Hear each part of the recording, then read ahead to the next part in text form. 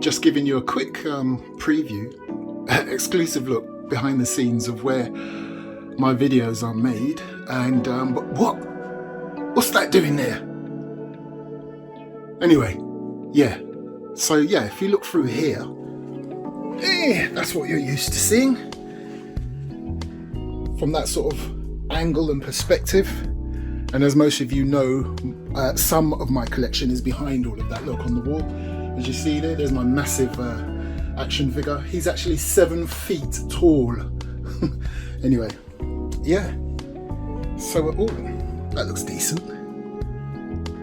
And as some of you may already know, I also use this same little studio for my other YouTube channel.